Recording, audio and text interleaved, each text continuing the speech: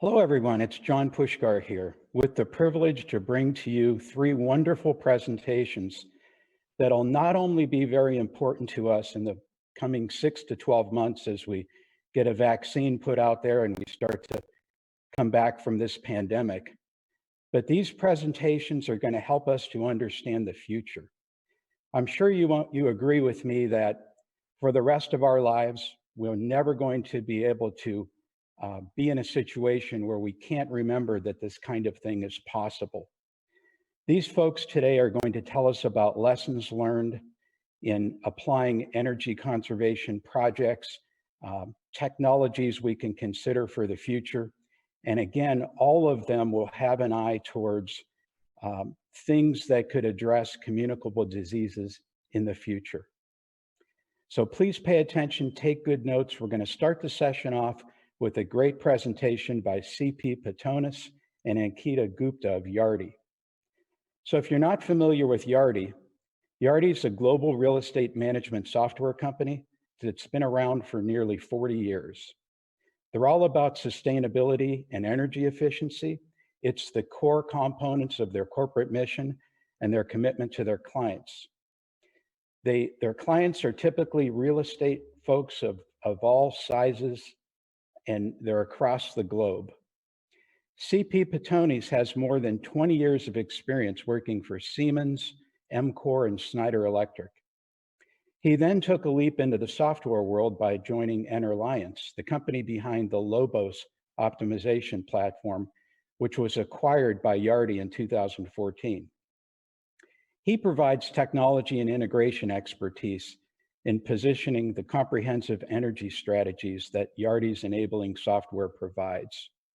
He'll be assisted by Ankita Gupta.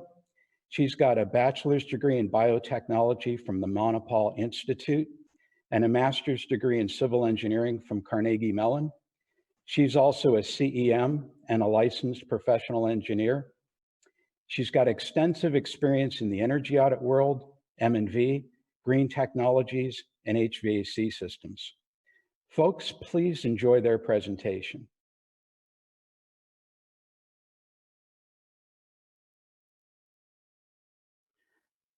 Hello, everyone. I got CP Pitones. I'm with Yardi Systems, as well as my colleague Ankita Gupta. We both work on the Yardi energy side of the business. And today's presentation will be around COVID and what kind of impact has COVID had around building performance.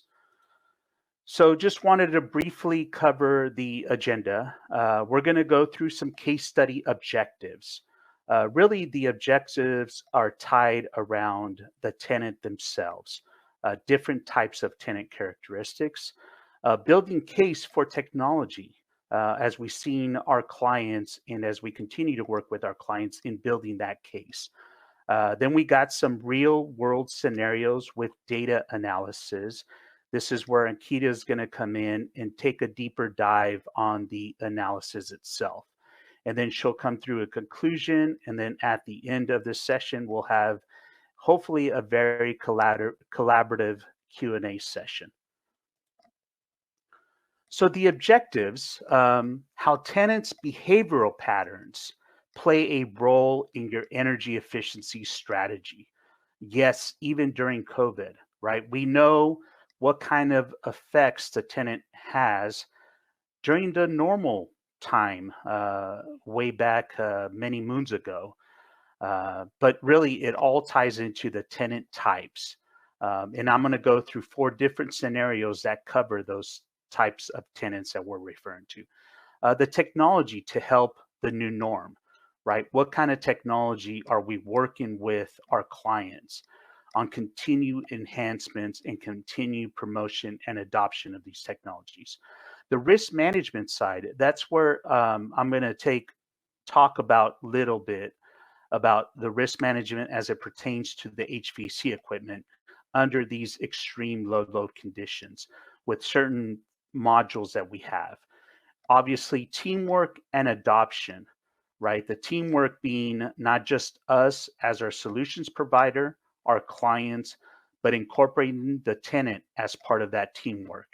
and then the adoption to the strategies that we have discussed with our tenants and actually have implemented.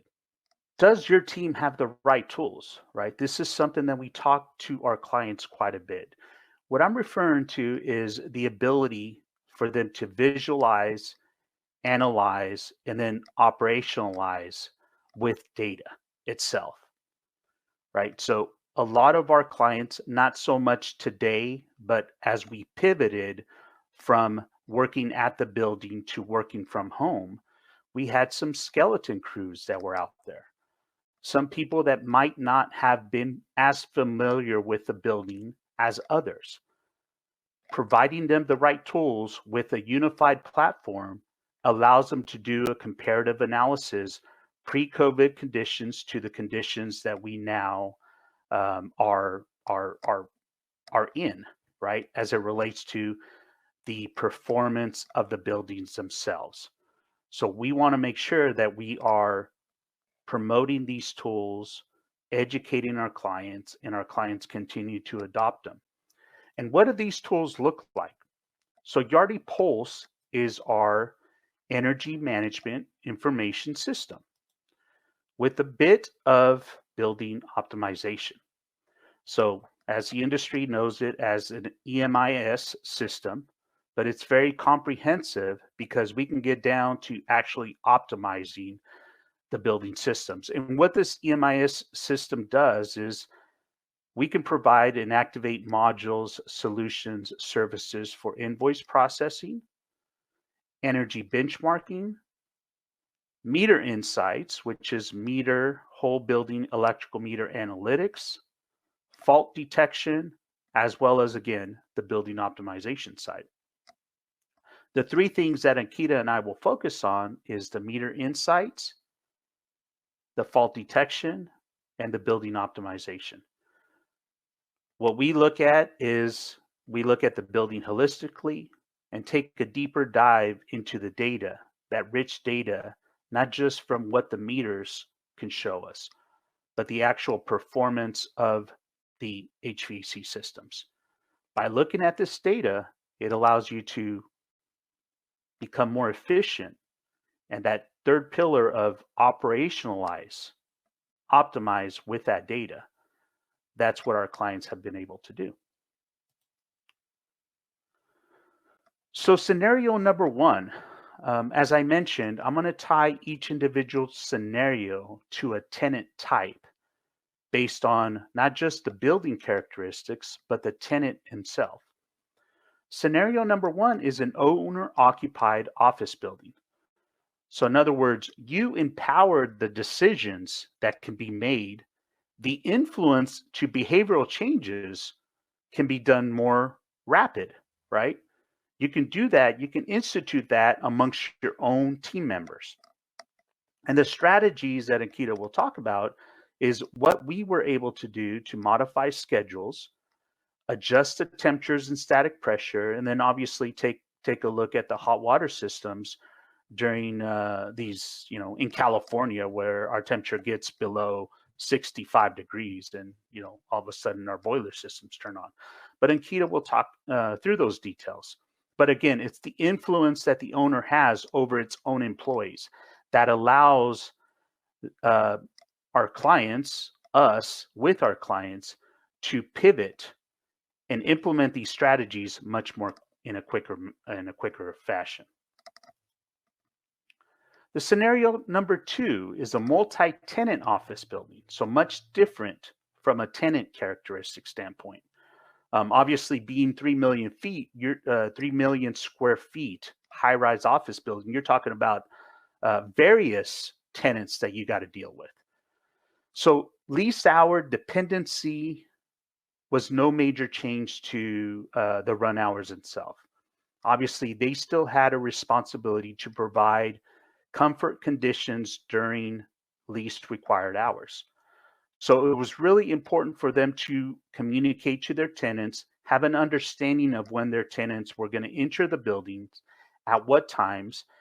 Therefore, they could at least implement strategies that included adjustments to return our temp set points, and then make some minor changes to the schedule, maybe shave off 30 minutes prior to startup and 30 minutes post stop times.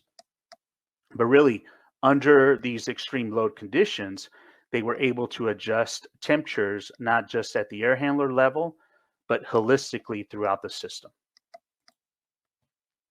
Scenario number 3 is another tenant occupied, but the difference here is obviously the square footage, much smaller building. But what we're dealing here was with one major client, a financial institute, that occupied a majority of the space. So therefore, the building was not to pre-COVID occupancy conditions, but it was much higher in occupancy than other buildings and what we've seen at. So therefore, what kind of load conditions are you looking for?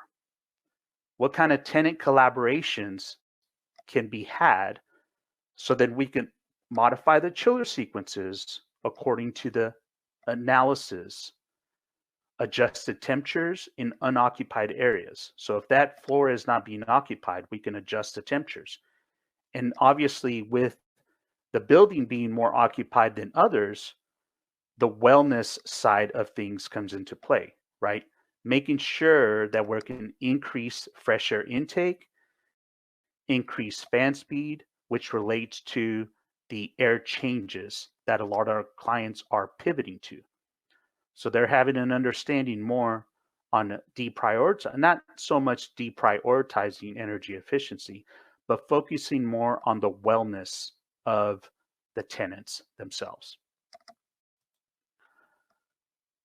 The fourth scenario is a retail center. So we know what kind of impact our retail clients have had. Based on the mandated guidelines, they were asked to basically close down, right?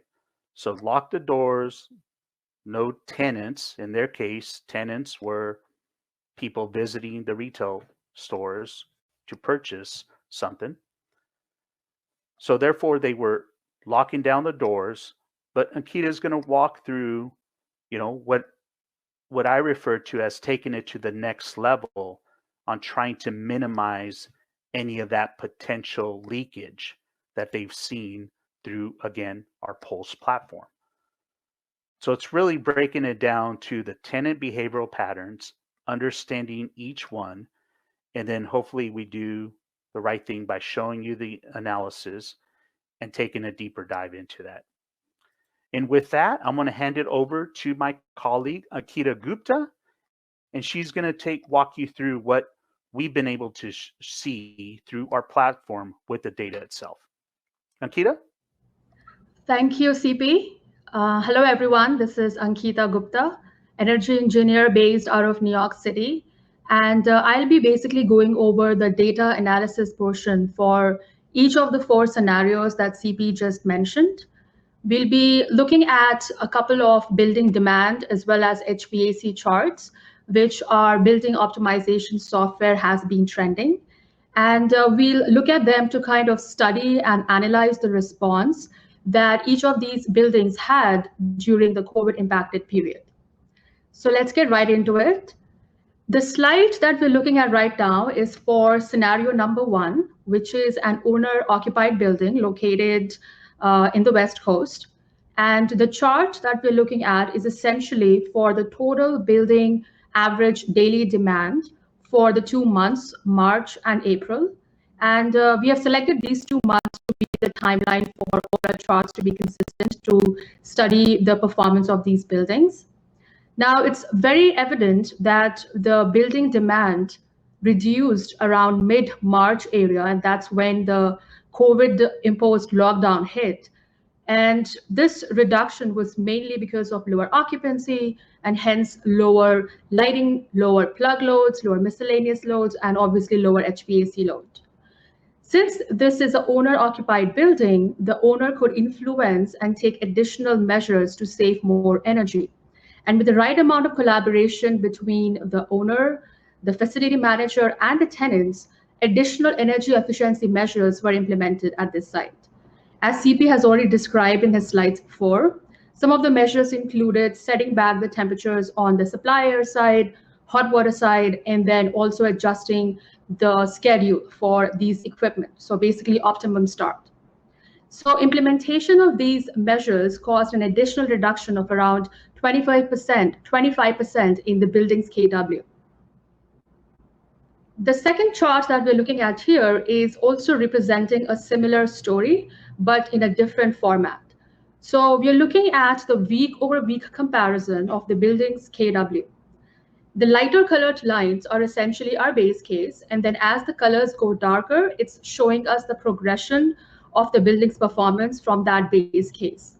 So we can very clearly see that we were not only able to shave the peak demand, but also cause a shift in the pattern of the demand towards the right, indicating that we had a really successful optimum start. So we were able to delay the startup of the equipment by a couple of hours in the morning to kind of save energy there.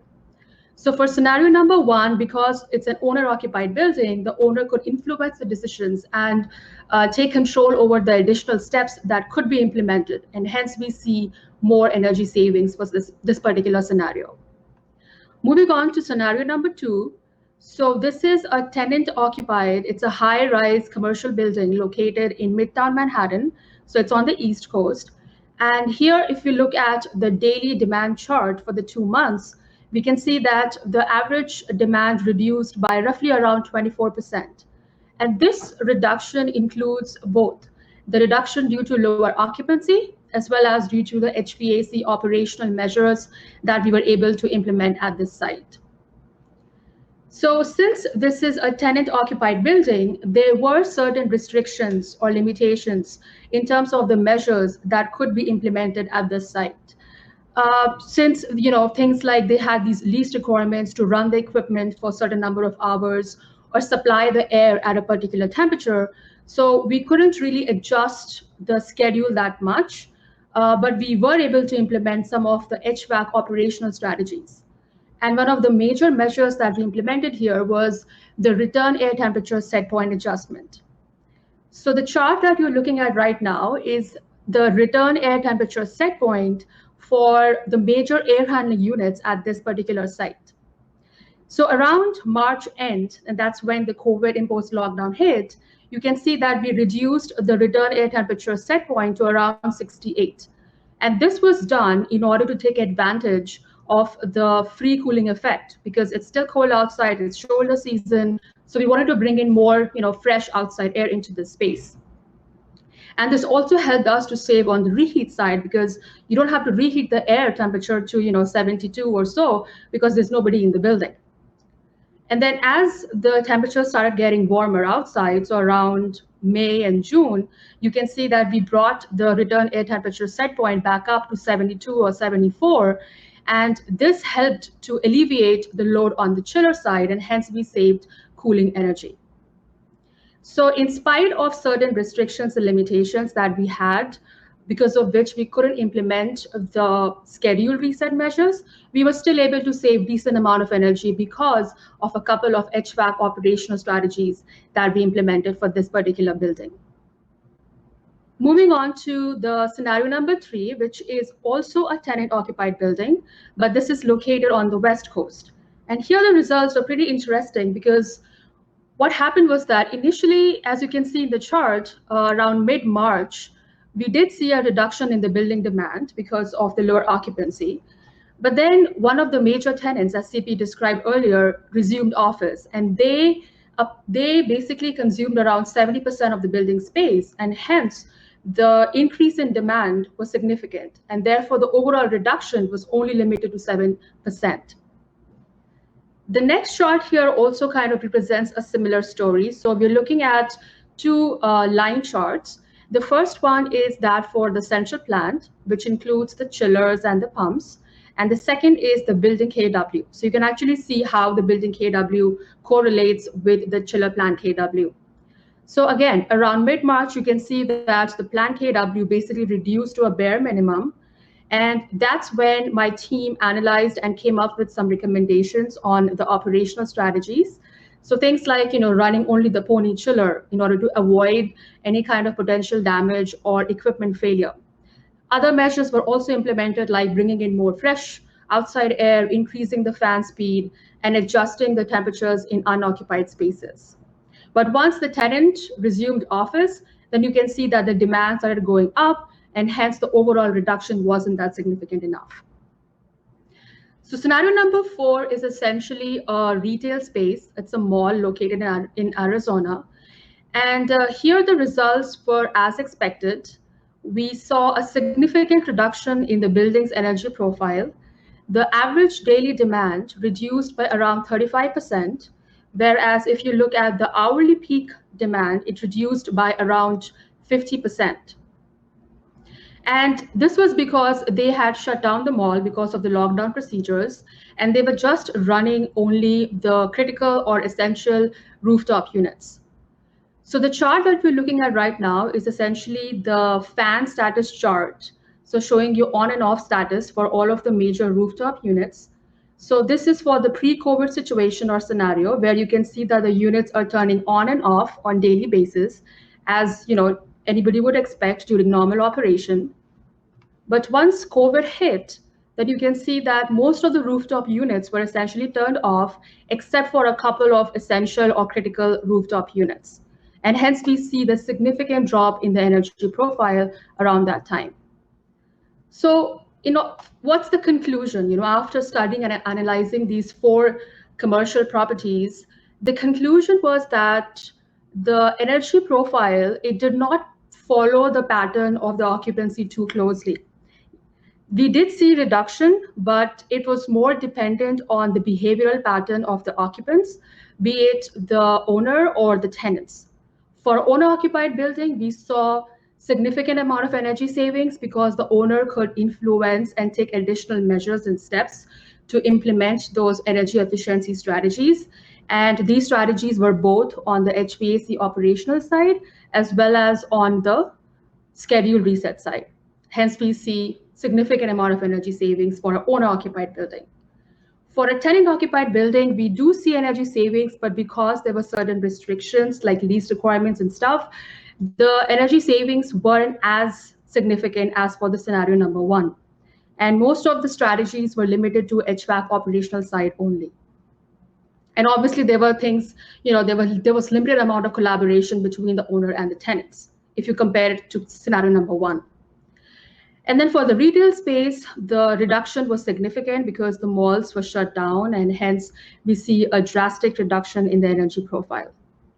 So to sum it up, essentially, the point to take away is that although the energy profile is not dependent that much on the occupancy as one would have expected, but you can still achieve desirable and favorable energy savings results by using the right technology, by the right amount of collaboration and right adoption. And that concludes our presentation. So I think it's time for our Q&A round. CP and Ankita, thank you very much. That was a fantastic presentation. I really learned a lot, and I think our audience did as well. I'd like to take a few questions here. One is your software typically implemented in a single building or multiple facilities? How does that work? Well, like most energy projects, you do start with one building as your pilot. Many presenters have talked about that concept, but really the true value of our software is providing, like I mentioned on one of my slides, is providing those necessary tools to the operators, which are the primary users of our software and these tools that we're talking about. And especially under these conditions and this new norm that we live in with the COVID pandemic, we want to make sure that these tools are readily available. We have some clients where they shifted towards a skeleton crew. I had mentioned that.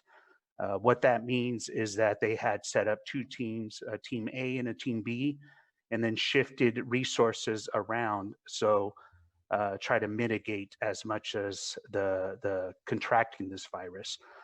But still, these teams that were working remotely were still there available to support the tenants, the buildings, and the staff that was still at the building.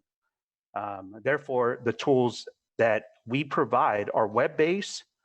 A unified platform gives you remote access to the data, allows you to visualize, and also make adjustments, the necessary adjustments for these a new norm.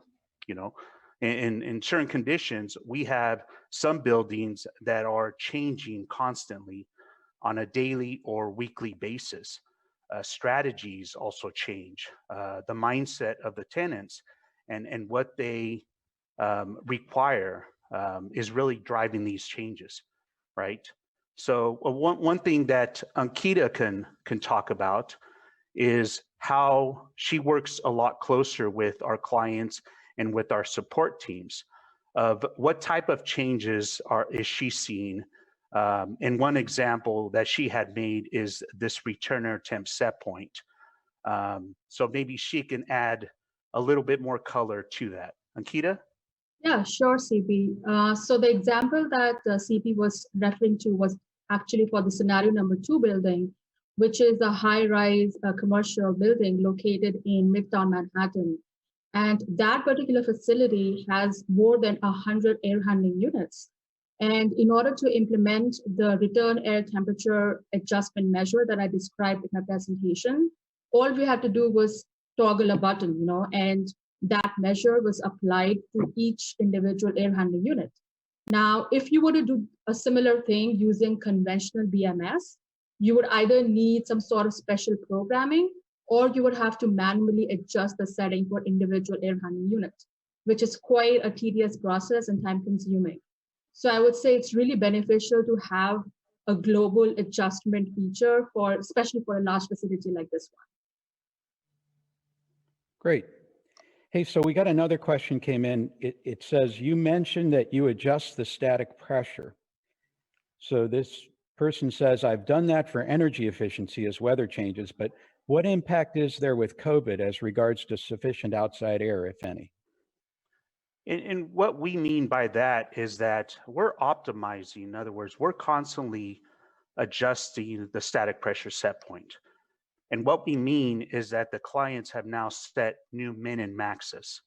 So typically those mins are maybe at 0.5 inches of static, possibly up to 1.75. What they did was brought in those parameters, maybe taking the minimums up and taking the maximums up as well. We're still fluctuating based, again, on the conditions of those floors that the air handler is serving. But what we have seen is that air volume changes. That's very important today to make sure that we're getting the proper air changes within the floor or the floors that the air handlers are serving. As it relates to economizer, I believe Ankita can talk about another example that she said, how that works together with the system by using the economizer, where we're not making sure that we're not overcooling an area, because we're still focusing on tenant comfort, which comes back to the wellness side of things. So Ankita, do you want to add a little bit more to that? Yeah, sure. So it's, again, the same example, scenario number 2, where I described that we increase the amount of outside air bringing in, especially during the shoulder season of around March, April. That's when the COVID imposed lockdown hit. And by doing so, we were saving the reheat energy because the occupancy is really low. So you don't have to really reheat that air to 72 or 74. So you're saving on the reheat side. So using economizer correctly during extremely low load conditions can save you a significant amount of energy. Great, thank you. So another question is, you showed a slide with 35% average demand reduction. What impact, if any, was there on occupant comfort in the process? Any complaints, any issues? If not, how did you avoid that? Because as we all know, usually those two things don't go together, right? That's correct. And I believe that slide there was, in all honesty, that was our corporate headquarters.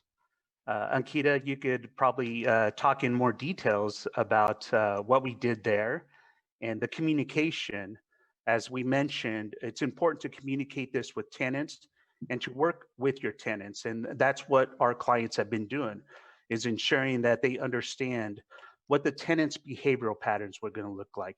Ankita, do you want to touch a little bit more about that, the 35% savings? Yeah, sure. I think that the 35% reduction was for the retail space, which was Oh, that's right.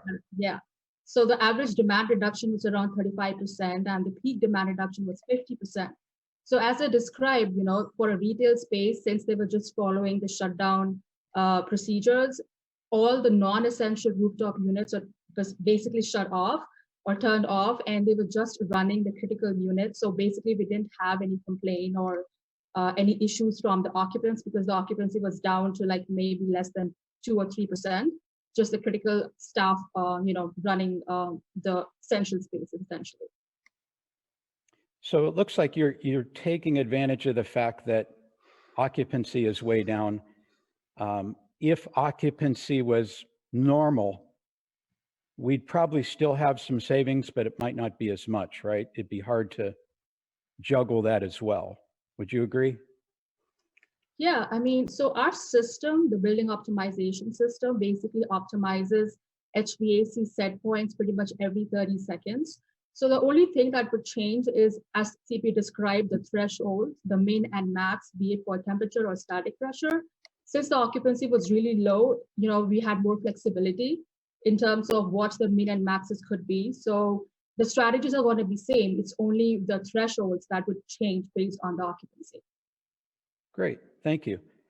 So I wonder, can you explain to us how you partner with other companies? Like Marie Curatolo is going to speak next about continuous commissioning.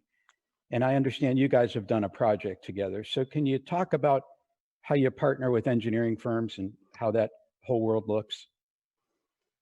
Yeah, sure. That's a great question. And one of the things that we have learned is that our clients want to make sure that the projects are successfully delivered, right? So the partnerships are very important. I don't look at it as a contractor to subcontractor relationship. I truly look at this as a partnership. In the case with Marie, she is a third-party program manager, her company in the ComEd area. We worked on a mutual client, and that's the key word there, is a mutual client, to meet our client's goals. So what we did there was partner up together, her as the utility third-party program manager, us as the solutions provider and implementer, in ensuring that we're meeting our client's goals. So therefore, the client is not there playing the middleman. We ourselves are working together to ensure that the client gets a successful project delivered. What Ankita can do is touch upon how those partnerships work, where we're making sure that we could understand each individual role. As Ankita oversees a lot of our energy engineering projects, even the modeling side, she can touch on that aspect of it. Ankita? Yeah, sure. Just to add some more color to this, so we have dealt with both the scenarios. One where we are a qualified vendor or a trade ally for a utility company, and we would essentially manage and handle the entire incentive application process, right from the pre-approval to performing M&V and then submitting the deliverables, be it the reports or raw data. And then the other scenario is where we would work hand in hand with the managers for these programs and kind of train and educate them about our system and services. And then, also provide them with the data or the energy models that we build in-house, which is used as a proof of concept in certain situations, along with the raw data, which is normally, huge amounts of spreadsheets. So we've kind of dealt with both the scenarios. Great, thank you. So another one related to static pressure seems to be a popular topic with you guys. So someone has said, hey, look, a lot of my clients weren't thrilled about reducing static pressure. We all know it's a big help though, because it helps us in so many ways, energy-wise. So the person here says, so I quietly did big reductions anyway. And when I knew I could get away with them, then once I told the client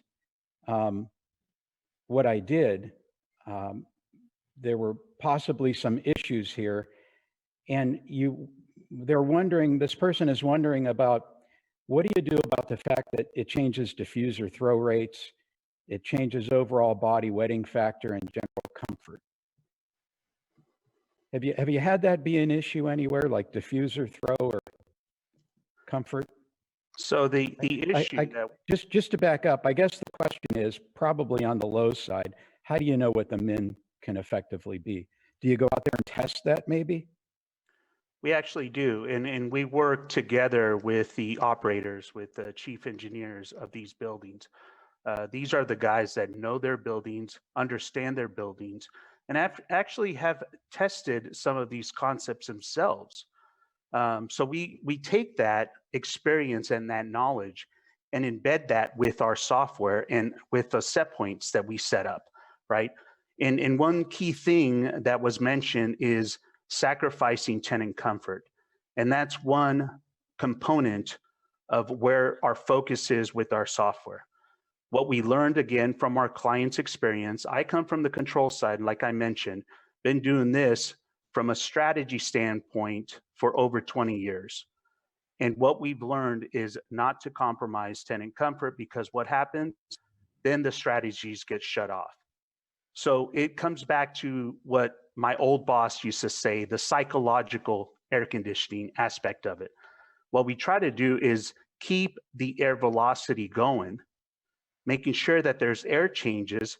What that allows us to do is psychologically, the tenant knows that there's air coming out of that diffuser, but it allows us to relax the supplier temp. Our software works together, air side and water side, that bridge what the load is doing and what the plant is serving.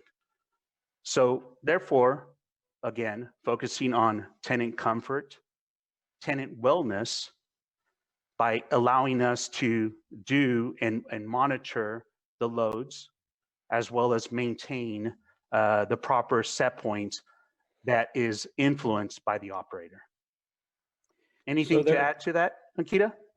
I think you described it beautifully. I mean, when we come up with the thresholds for min and maxes, it's not a random number. We have a whole commissioning team who would go out there and sit with the chief engineer and then also perform a couple of tests to come up with what the safe minimum limit would be it for static pressure or supplier temperature. So that way we never compromise with tenant comfort. And in certain scenarios, you would see that we are actually running these fans at a higher speed and thereby compromising or even consuming more energy, but we would still save on the water side. So overall, you would see energy savings, although you might be running at a slightly higher fan speed or static pressure. So no one has to worry that when they implement your software, people are going to be tortured. There's a lot of hand-holding, there's a lot of testing, there's a lot of talking to people and making sure that things are going well. Correct? That's correct. And as I reference on my slide, these are tools that we provide our clients. And that's what they are. It's the switches and levers that allows them to operationalize their organization. And that's what Yardi does. It provides software tools that makes the organization run more efficient. And thanks also for reminding us that there's what science says, there's what experience says, and then there's actually talking to the person sitting there and going, oh, you're still uncomfortable? Okay, I accept that, we'll fix that. Yeah. So thank you. That's very important. No, trust me, I've been stopped at the door many times by chief engineers, but they truly appreciate this tool set that we have provided for them. Well, it sounds like a great tool, and you guys have been wonderful. Appreciate you hanging around answering all those questions.